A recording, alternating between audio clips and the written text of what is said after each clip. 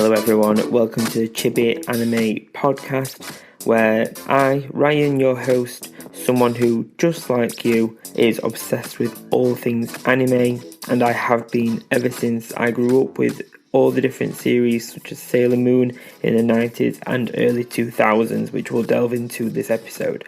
Last time we looked at the 80s and the 90s and how they were two monumental decades for anime. They really changed the face of anime and how we started to consume the medium, how we started to perceive these stories thanks to distribution and enhanced dubbing techniques. It really started to transform the media. This will be the last episode of the series that kicked off the podcast, the last of the history of anime series. I hope you have enjoyed it, and as always, do check out the past episodes if this is the first one you've come across. Take a look at the very early beginnings of anime. So last time we saw the release of some of the most iconic and influential anime series ever, and some of those continue today, with some others such as Sailor Moon being reimagined with slightly altered art styles. It's at this point in time with the anime genre and medium that we start to see these series from the 80s and the 90s start to have their anniversaries. The Sailor Moon Museum is all about the 25th and the 30th anniversary of the series. The Pokemon anime and company as a whole is celebrating its 25th anniversary for a while. We see this throughout all of the packaging, the marketing, the social media. We become engrossed and we become part of the anniversaries for these beloved series of anime. I think it's great that we get to see these anime series carry on for that long and see them carry on long enough that they're seeing 25, 30-year anniversaries, and the series are still as loved now as they were 25, 30 years ago, if not more, because they have such a high sentimental value for us now. Whereas when they came out, they were fresh and new and exciting, but now they have a different place. I know for me personally, I have series that have a very special place in my heart and my childhood. It was the back end of 2022. It's only just starting 2023 now. You know, the Pokemon Company has announced that Ash and Pikachu will no longer be the main characters in the anime, and that's a monumental change, I think, in not only the storyline, but I think that's a milestone and point of history for anime fans such as myself that have grown up with Pokemon and still love Pokemon and grew up watching since it started in 1997, I believe. We grew up with Ash and Pikachu, and that was the story that we followed.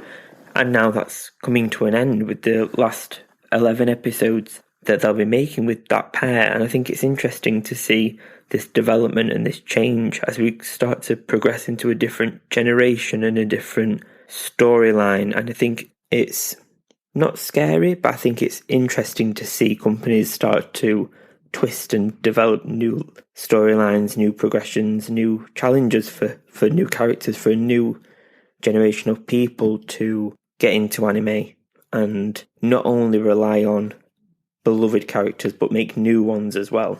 So we'll go by decades because we've only just hit the 2020s really. We're only in 2023 now. So 2000s and 2010s we saw the release of many series, but series that became iconic and people love these series. They are beloved by them. So one for me personally, and one that I could not get enough of in the time, was Yu-Gi-Oh! That was released in 2000. And this has been actually in the news recently with the creator unfortunately passing away. So we start to see this creation of a series that's similar to Pokemon in some respects, with monsters and the trading cards, things like that. But the series relied on more of a tech focus and a focus on playing cards. There was, on its creation, the cards that were being sold in stores were originally going to be the exact same cards shown in the anime, and due to different regulations around the world, that had to be changed. So we see full art cards in the anime, which are very simplified, and the ones in real life are quite intricate. They're quite more of a Dungeons and Dragons style card, more traditional playing card, kind of nerdy kind of style. But that series became a skyrocket success. It brought a lot of us into the ancient Egyptian kind of aesthetic, one that wasn't even a thing during anime at the time, or at least not one that I found, and one that I'm not aware of. This idea of Yugi finding the Millennium Puzzle from his grandpa, and Seto Kaiba, who had beef with this 10-year-old kid. It was a weird storyline to think of, and I can remember going to the cinema in Sheffield in the UK, going to see the movie, and that was the first time I've ever gone to see an anime movie, ever. And back then, I was a kid, I didn't know if it was anything special or anything really that groundbreaking. Now, I know when I look back now, anime movies don't really go to the cinemas in the UK unless you're in large cities like London and larger cities. So when I look back now, that was quite a special moment to go and see a Yu-Gi-Oh! Anime movie in my local cinema. 2000 also saw the release of Inuyasha, 2004 had the release of Bleach, and 2006 saw the release of Death Note. All of those series have such cult followings now, especially Inuyasha. We see so much merch for that series. Death Note and Inuyasha and Bleach, all of these have a continuous rollover of new merchandise, new key arts, and so much media that we can continue to enjoy and consume for series that we grew up with and that start to set a different tone for the anime industry. Each of these series we start to see Funko Pops and t-shirts, brands starting to really take these on board because they know the relationship that fans have with them. So I have a Yu-Gi-Oh! Jumper from ASOS, a brand that carries a lot of anime clothing merchandise. And being 28 now, I think it's interesting to be able to buy this stuff and quite proudly wear a Yu-Gi-Oh! Jumper from ASOS and not think anything else of it. Same with the Death Note. Death Note has a massive cult following and it's continuously raved about, especially certain scenes in the anime that are raved about from a director's point of view or a storytelling point of view. And I think that one from an aesthetic point of view for myself is super cool looking. I really like the idea of it. It's slightly darker, it's more adult feeling. It's really weird. It's super interesting. If you haven't watched Yu-Gi-Oh! Or Death Note or Bleach or Inuyasha, do check them out. They're really interesting series and ones that are definitely worth a watch again. And I rarely return to anime series because I always end up moving on to another one because my watch list is so long. But these ones are definitely worth a rewatch. They're so good. So moving on in time a little bit. So 2011 to 2022, we start to see release of hit after hit anime series. It's a bit like the industry started to go on overload and created so many series that are so popular today. So to begin with, we have Hunter x Hunter in 2011. This one is still going. It's an absolute smash. I personally have never actually watched Hunter x Hunter. It doesn't really appeal to me, but it's on my watch list, so bear with me on that one. But we've got JoJo's Bizarre Adventure in 2012. This one and its art style is so intricate looking and so aesthetically strong. We know what anime typically looks like. We have a very rough aesthetic for most series. JoJo's Bizarre Adventure really cranked it up a notch with the aesthetic. It completely looks of a style of its own. It's really so unique. It's in 2013 that one of my very favourite anime series begins to take shape and is released. Attack on Titan began in 2013. This series, as I'm sure some of you will have watched this series, it is a smash. It is an amazing series. I'm sure anyone that you ask about Attack on Titan will probably say it's an amazing series, so that's not surprising to hear.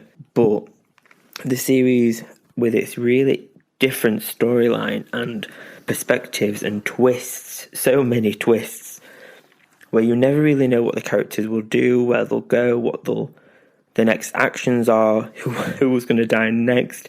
That seems to be quite common with this series, so don't get attached to any too quickly. This series, especially towards the latter end, where the series is starting to become more in parts 1, 2 and 3 for the final season, it's becoming a phenomenon of its own. In 2016, My Hero Academia is also released.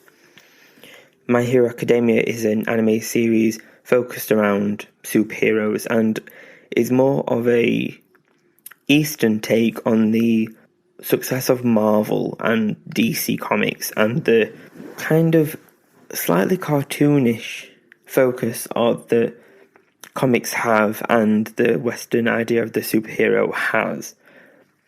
I didn't think I would actually like this anime series because of it. I was a Marvel fan quite a few years ago, and that kind of fad started to fiddle away. It didn't stay for very long, so I wasn't entirely sure on this series, but it really hooks you from the get-go. It's really interesting. The characters are so larger than life. They each have their own personalities, their own quirks.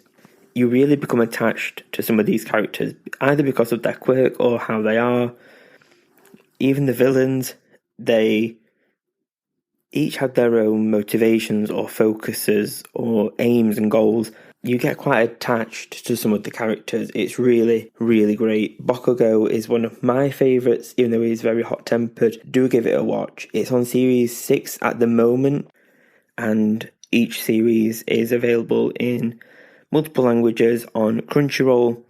Do go ahead, give it a watch. I wasn't sure it was going to be my thing, but I was wrong. I was wrong about that series. So in 2019, we saw the release of one of the most popular anime series to date, which is Demon Slayer. Demon Slayer is kind of known for having set a new bar for animation, especially with the last series being the Entertainment District arc. The fight scenes in that season were just incredible. The amount of detail in the slashes, in the explosions, in all of these actions was just breathtaking. It's so visually striking. Demon Slayer also has a movie series as well. So there's the Mugen Train arc, which they did release as a anime series later on after the film had been released and been out for a little while. And the film was, if not more breathtaking visually than the anime series. I won't say any spoilers just in case you haven't seen it, but how Rengoku is portrayed and shown, how they put so much effort into getting to know him and his background, and how we see how he is and why he is how he is in the movie and the series is so detailed, and it really allows you to get inside their lives and their animated lives and follow them on their journey that is being told and portrayed, and all the ups and especially the downs. I think that's one of the things I mentioned in the first episode of anime is just a cartoon, when actually it is more emotional than a cartoon. You become so connected to these characters and so invested in their storylines and their challenges and their successes or failures that it becomes more than a cartoon. So skipping forward a little bit now, so we go to 2020 and to 2022. So 2020 saw the release of Jujutsu Kaisen, one of my absolute favourite anime series, and one that I cannot wait for the new series for. It's more dark, demon themed, sorcerer themed. It is amazing. Jujutsu Kaisen, again, similar to Demon Slayer, has movie spin-offs with Jujutsu Kaisen Zero, a film that, similar to Yu-Gi-Oh!, I went to the cinema to see. It was the first anime film I've seen in the cinema as an adult, and the first one I've seen in the cinema after Yu-Gi-Oh! Way back in the 2000s. An amazing experience. It's such a good film. The series has become so popular. The Funko Pops have just been released in the last month or so.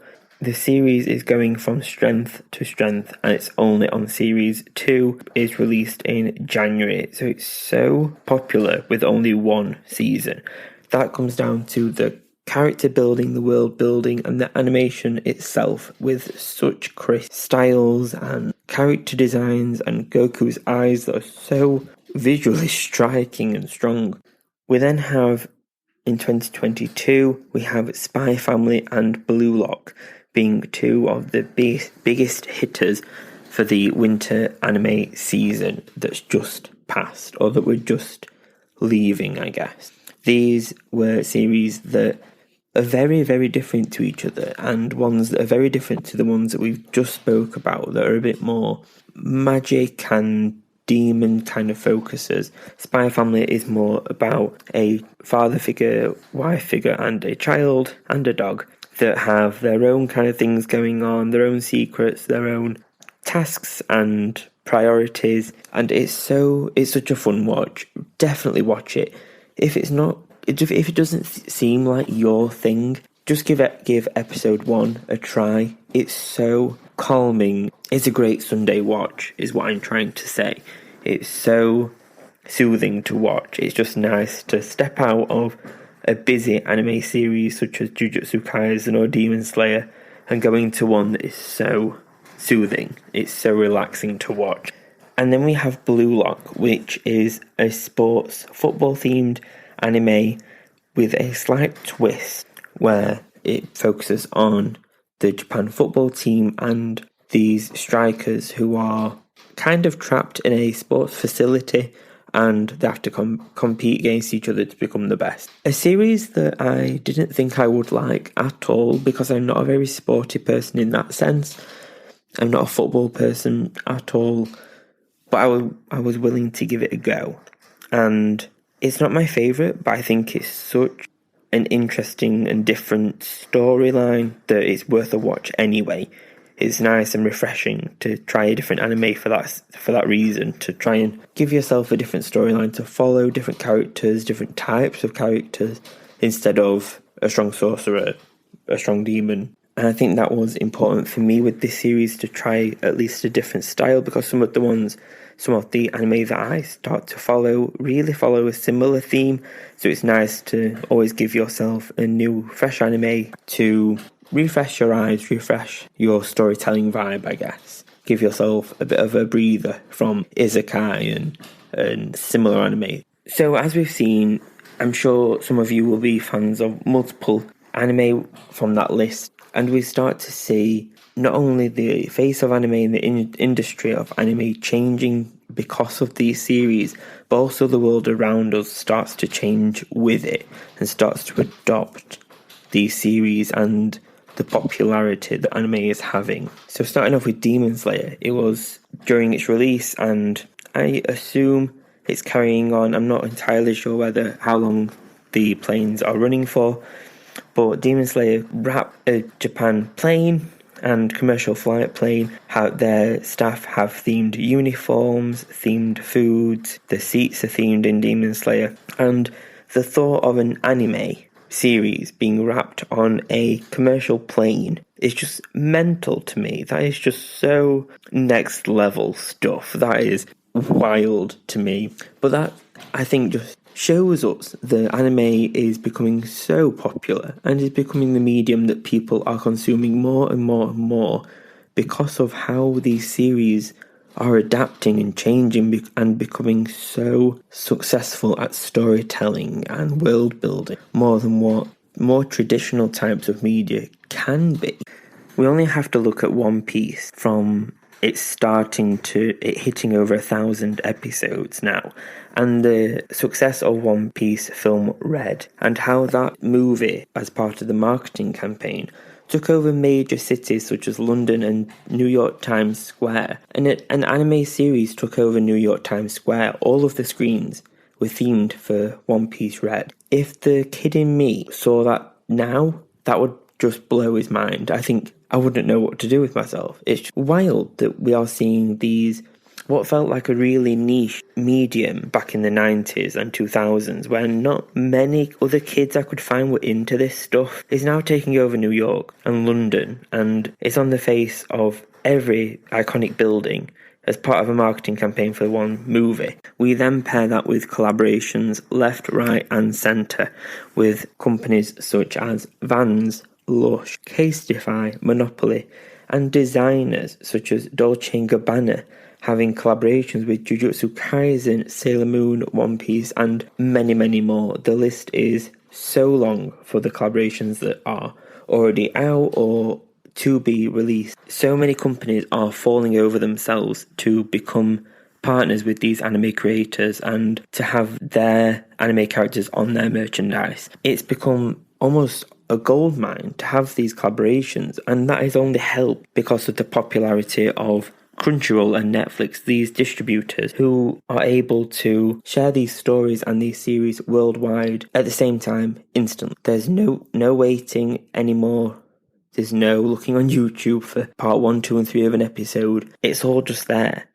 Netflix released that they have the rights for the Black Clover movie, so Netflix know how much anime is having an effect on pop culture. Cyberpunk, the animated series, the anime series, actually became a smash hit, and that brought so many anime watchers back over to Netflix for this one series. And I think Netflix have seen how popular that is and have acquired the Black Clover movie, knowing that the Black Clover series is loved. It's been going for quite a while, and know that fans will flock to Netflix to watch this movie. On the same tone, we have Disney, an animation powerhouse, acquiring the distribution rights for Tokyo Revengers and other series. I think that is a pivotal moment for anime, and Disney have helped the distribution of anime in the past, but not quite like this. I think this is a moment in time where we start to see anime being shown to other types of fans, so Disney fans who may not have even entertained anime before or not really been bothered about it, start to see the advertisements and the banners on Disney Plus, Tokyo Revengers and more, to bring in new customers, essentially new viewers, new watchers, new fans to beloved series and new series. So they start off with the new styles, the high quality storylines and animation styles and CGI. When we look at CGI and these animation techniques, these series setting new heights for animation and the use of these techniques, the length of the seasons may be shorter, but the quality is significantly higher than what it was thanks to new innovations and technique. For example, Chainsaw Man having only 12 episodes, where each episode is jam-packed with amazing animation, CGI usage, and storylines that are just so full, and you are left needing the next episode, not specifically wanting it, but needing the next episode. You need to know what happens next. Unless you read the manga, then you'd know. So the world around us is starting to change to reflect this popularity in anime. And retail stores such as Waterstones, HMV, food supermarkets, and really any other retailer is creating sections specifically for anime merchandise and products, because they're aware of this rise in popularity and they know how dedicated the fan base is. It's interesting to see how the stores are adapting to the medium and how they're moving these items that were once at the back of the stores because maybe they weren't so popular or they didn't push them because it didn't seem that it was worth the move to the premium sides of the shop, to being in the store windows at till points and at every high earning area of the shop because they know the revenue that could come from this. And anime is changing the high streets and retailers, and I always feel so excited and almost emotional when I think about how much there is for fans today and how much I would have loved it to be like this during the 90s as a kid. Seeing anime take over New York and seeing all these milestones and collaborations with major brands is amazing. It's so nice to see it develop. I think with key players such as Disney and Netflix acquiring the right for distribution can only mean we will continue to see a rise in popularity in anime and the growth of the community. People who may have not watched anime before but our Disney fans will now see the banners and the platform like we've mentioned, and all these doorways will start to open to the medium instead of it being purely or solely Crunchyroll. Tokyo opening its international doors only enhances this, with Universal Studios Japan opening more and more anime-themed rides to coincide with season releases, meaning that fans are not only able to see the stuff online like on Instagram and TikTok, but they're also able to travel over and deep dive into the world of their favourite series. My TikTok and Instagram is full of people exploring the merchandise at USJ, and it looks incredible. So many themed bits of merchandise that you won't be able to buy anywhere else. The popcorn buckets alone, can I just say, look insane. They're star-shaped for Super Mario World, and there's a Nezuko in her box themed one for Demon Slayer ride. There's an Attack on Titan one too, which I believe is Levi themed. So all these hit series are having these one-off specific special locale themed merchandise, and let me tell you, I would pay anything for those tubs. Even if they're not filled with popcorn forever, they need to be on my bookcase with my stuff. They look so good, and they're quite large as well. They look quite a good size. But anyway, check them out online, search anime popcorn buckets, and you'll find them there. They're so good. So what can we look forward to for the new season of 2023? So we see the return of quite a lot of key big hitting anime series. So we have Jujutsu Kaisen Season 2, Demon Slayer Season 3, and Attack on Titan the final season Part 3 releasing in January alone. So 3 enormous series all returning this season, this month in January. And I think this will be a theme where we start to see beloved series return again and again. It's so exciting to see this return of series. There's always something to deep dive into with anime, and it seems with new moves by businesses, I think we'll only experience that even more. So our addictions can be well fed. So what else do you think we will see during the next few years for anime? Let me know. Find me on Instagram and let me know. I for one feel very excited. We only have to look at the jam-packed month of January, like I've just said, to see how much is being produced by studios in Japan and the level of production nowadays to get a glimpse of what our community is in for the years to come. Join me in the next episode where I'll explore my all-time favourite anime series, Sailor Moon, a whole episode dedicated to how the anime got its start and how here in the West we almost got an entirely different version of Sailor Moon, and one that wasn't even anime and was instead a live action series. If you've liked this episode, then please do leave a like and a review. It really does help the show and only takes a few seconds or two to do. You can find me on Instagram, TikTok, Twitter and Facebook. If you search Chibiweeb Anime, you'll find me, and why not check out my anime Etsy shop where I sell a bunch of anime merch with worldwide shipping from here in Ireland. Thank you ever so much for being here with me. It's been a longer episode and hopefully you enjoyed it. See you next time. Goodbye.